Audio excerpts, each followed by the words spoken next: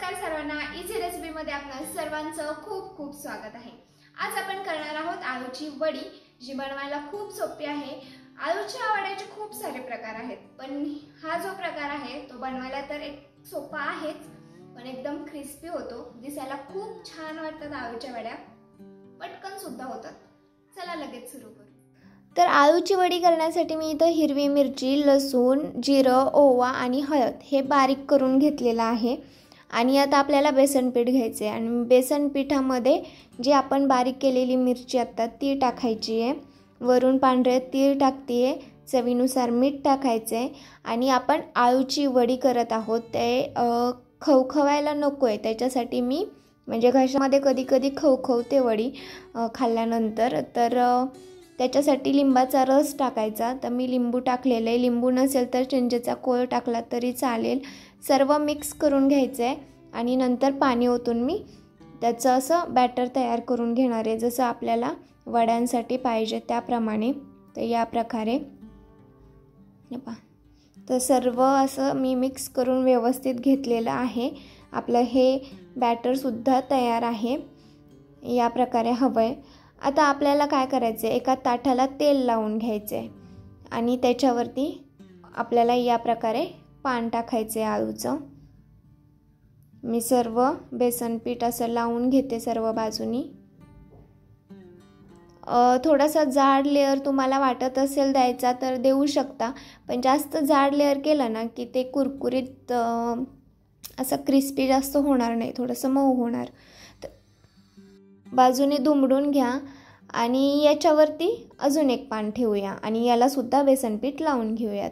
आता याच्यावर तुम्हाला पाहिजे तेवढी तुम्ही पानं ठेवू शकता, मस्त जाड अशा एकसारखे लेअर करून वड्या करू शकता।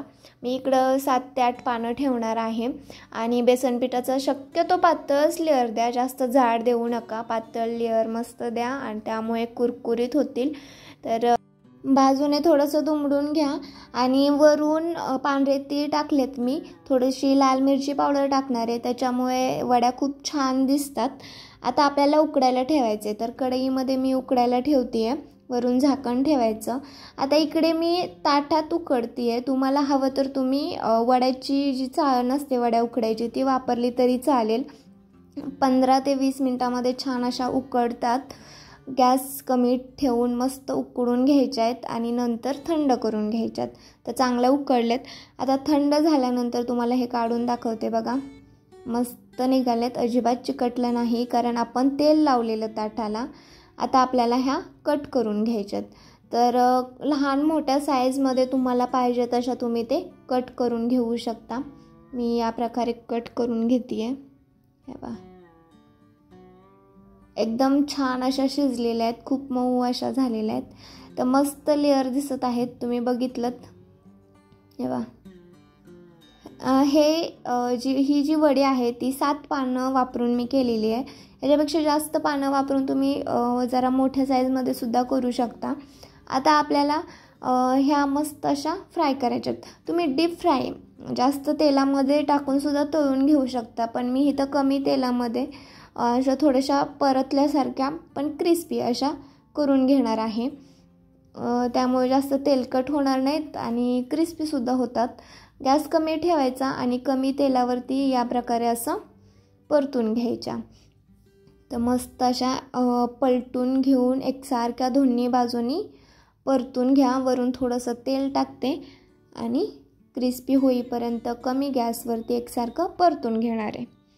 आत्ताच किती छान दिसत आहेत, मस्त दिसत आहेत ना।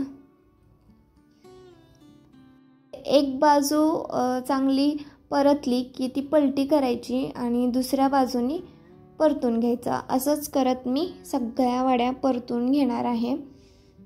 हे बघा, कलर बदललेला लगेच समजतोय। आता चांगली परतून झाल्यानंतर तुम्ही अशीही खाऊ शकता, असंही आपण वरून लाल तिखट टाकले आणि हिरवी मिरचीसुद्धा टाकलेली आहे, पण मी नंतरसुद्धा लाल तिखट टाकते आहे, त्याच्यामुळे एकदम चटपटीत मस्तच अशी वडी होते, दिसते की नाही छान। आणि ही जी लाल मिरची पावडर आहे किंवा काही लाल तिखट कोणतं पण वापरा, पण शेवटी टाका, त्याच्यामुळे काय होतं त्याचा कलर आहे तोच राहतो, करपत नाही। उदसत नाहीत आणि वड्यासुद्धा छान लागतात. मस्त झालेत का नाही. खूप खूप चांगल्या होतात ह्या, खूप टेस्टी लागतात.